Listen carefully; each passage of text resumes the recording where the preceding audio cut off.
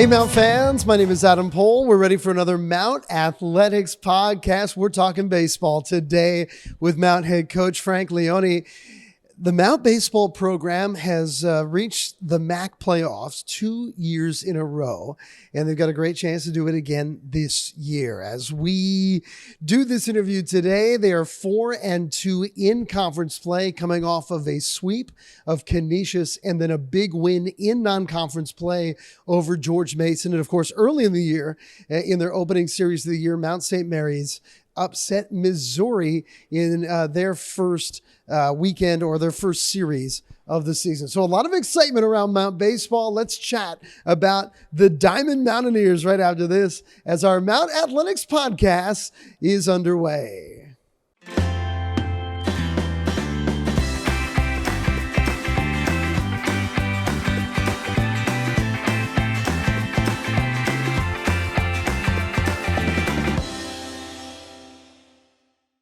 We welcome you back to our Mount Athletics podcast. My name is Adam Pohl. We're joined now. We're talking baseball, as they say, with Frank Leoni, the Mount baseball coach.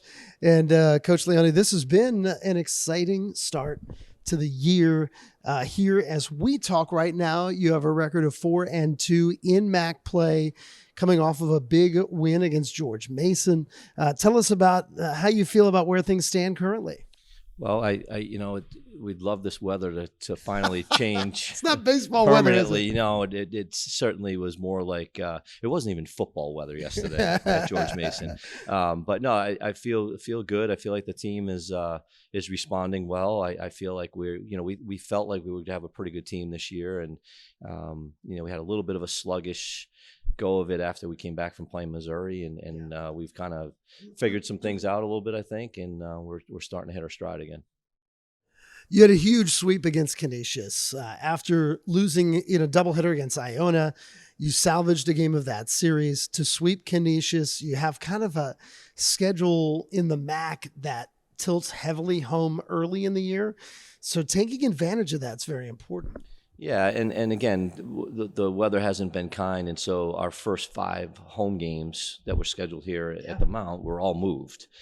So we kind of gave up a little bit of our home field advantage there, and that kind of played itself out a little bit with the Iona games, I feel. But you have to win. You have to win at home. You try to go 500 or so on the road, and put together a pretty good year. So it was definitely big for us to respond the way we did against Canisius. We played really well. We played very confident baseball that whole weekend, and we took care of what we needed to do. And finally, we focused on us and not who we're playing. Just do what we need to do and let the chips fall where they may. Well, let's talk a little bit about us. We're going to mention a few players that are off to a great start. Christian Baumann really stands out to me initially. When you've got a center fielder, obviously that's got some speed, you want them to be a table setter. One of the big things in baseball you always hear is you can't steal first base. Your speed doesn't really pay enormous dividends unless you're getting on base. And here he is. I mean, he had 3 hits against George Mason, but he's got a 500 on base percentage, which is elite. Yeah. Christian Baumann. So he's a guy, he's a grad student. We got him right at the end of the summer. He happened to jump into the portal very late. We were fortunate enough to get him. His motor is he's the guy every coach wants to coach. Yeah. It just doesn't stop. And he sets the tone for everybody else, and he certainly rubs off on everybody else and how he plays the game.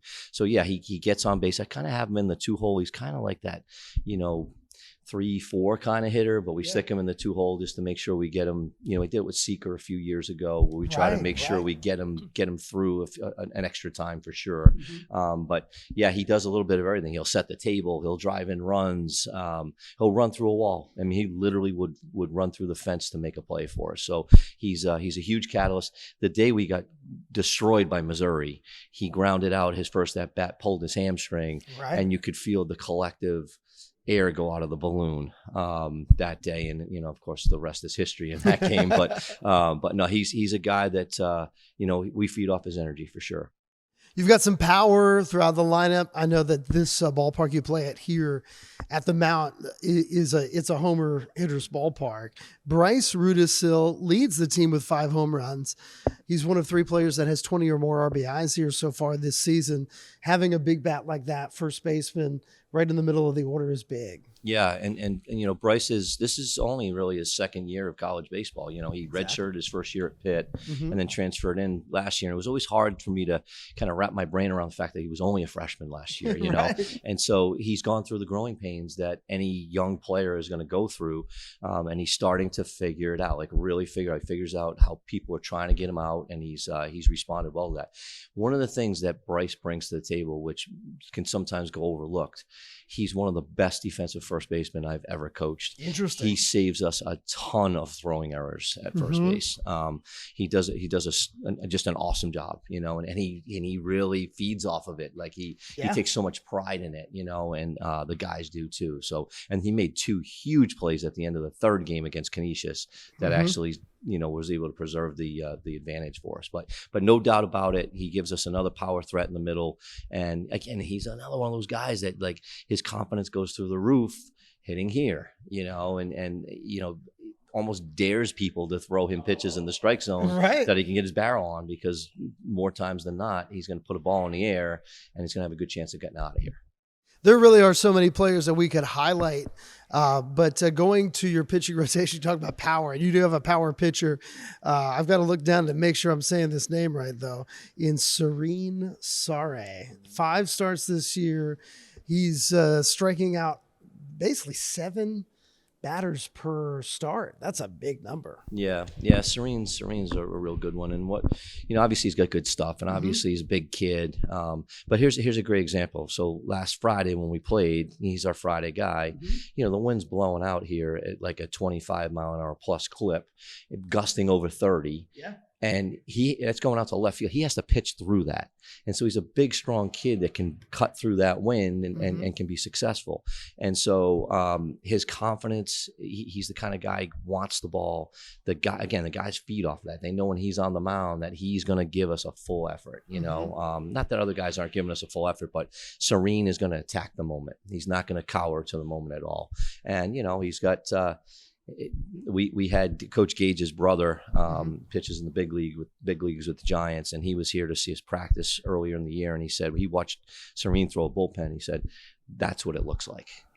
That's what it looks like, and he's got that kind of potential, and as he continues to grow, you might be watching him on TV someday. I love it. We're going to take a quick break. We're going to be back with Coach Leoni right after this, as this is our Mount Athletics podcast. The time has come. The steak and cheese sandwich is back at Roy Rogers. Savory or spicy, make it yours with your favorite fixins. Go big and upgrade to a large drink and holster fry for the full cowboy experience.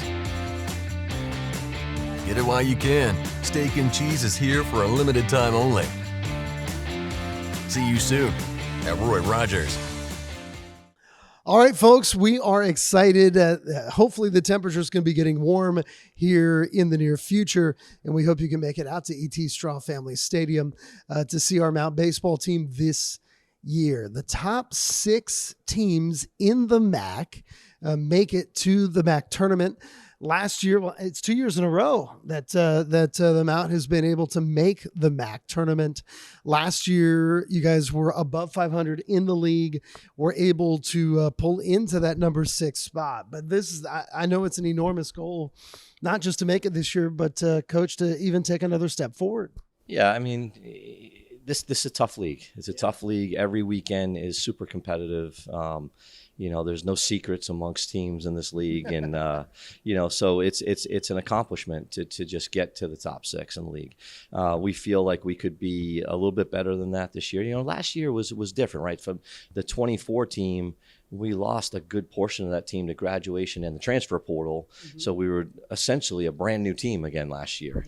And so to get as far as we did last year was a good accomplishment. Well, we were able to maintain a large chunk of the core from last year. So, we had a little bit higher expectations maybe isn't the right word, but we felt like going into this year we would put ourselves in a little bit better position. But again, it's a long season. We lost 2 out of 3 right out of the gate to Iona, so you never know what's going to happen week to week. We just we hope that we can just keep playing well. Obviously, from an offensive standpoint, some teams are a little bit more geared towards speed, towards playing small ball, moving runners up. They might be bunting here and there, things like that. Other teams really play for that big inning. I think you guys would kind of fit in the middle of that, don't you think? You can play the speed game, but you obviously have a lot of power. Yeah, we're more of a hybrid offense. We try to be prepared for everything. We really want to be able to present as many things for the opposition to have to defend. Give them a lot to think about. We think of our running game as complementary. You talk about football all the time, right? They talk about complementary football. Well, we talk about it all the time. We want to have a complementary offense where our base running really helps to generate some better pitches for our hitters to get. So that kind of thing. And like for example, this past weekend with the way the field was playing, we kind of took the running game off the table and we said we're going to force their pitchers to beat us. And, we're not going to give them any more opportunities to get outs on the bases, and it worked for us last weekend. This weekend, I'm sure will be a little bit different. Ryder's a much different ball club than that. But that being said, we kind of look at what's presented before us, and we try to say, okay, this is how we're going to go about it this weekend. From a pitching perspective, it really is, I think, the thing that makes baseball so unique is the fragility of the pitcher. You think about all these sports. If it's a basketball game and the game is on the line and things like that, okay, you're going to have this person in the game. You're trying to get them the ball. Football, you've got your quarterback. Even in a game like hockey, you've got your goalie. But in baseball, who the person that's coming up to bat is whoever is up. And you can't just throw the same pitcher all the time. Even if you have the most dominant pitcher in the game, they're not even pitching 1/5, getting 1/5 of your out. So the depth really stands out. You were able to talk about your Friday night starter, but talk to us a little bit about the depth of pitching, because that can be the name of the game in college baseball. Yeah, and so it's a really good question. We felt like we were going to have a lot of depth going into the year. And as it's played out so far, we've had some guys that have sort of risen to the occasion for us out of the bullpen. About 4 guys that have kind of stood out. We're trying not to overuse those guys, but yeah, for sure. We're trying to add some more names to the mix here, and that's what these midweek games, non-conference games are for, to try to get some more guys in there. We had a couple of good positive performances yesterday, so hopefully those guys can kind of start jumping in a little bit too. But you're right. Like right now, we're probably going 8-9 pitchers deep, and hoping that that's enough to kind of get us through for a weekend. And then when you watch college baseball, it stands out immediately that defense sometimes can be the separator. The ability to turn a double play, or the opposite, to not give up, have an inning that really, in effect, you have to get 5 outs. You need to get the outs that are there for the taking. And do you feel that this year's team, has that in them to not just make great plays, but to consistently make the routine? So it's a great question again. One of the snags we hit there, where we hit that little lull, we were playing terribly defensively. We went down to Florida, played great against Missouri. I think we were fielding over 970 when we came back, which incredible. Was great. Yeah, especially on the Florida fields. And then I think about it, it's like, well, can we blame the weather because we were inside so often? Well, we really can't, because we played that well at the beginning, but we hit a little snag, and now we've made some adjustments again. Our fielding percentage is not where it needs to be. We're only somewhere in the 940s right now. It really took a hit.